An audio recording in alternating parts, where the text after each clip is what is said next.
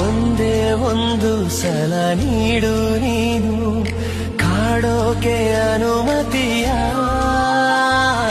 ಒಂದೇ ಒಂದು ಸಲ ಹೇಳು ನೀನು ಈ ಪ್ರೀತಿ ಹೊಸ ವಿಷಯ ಒಂದೇ ಒಂದು ಸಲ ಬಂದು ಸೇರು ಮನದ ಗುಡಿಯ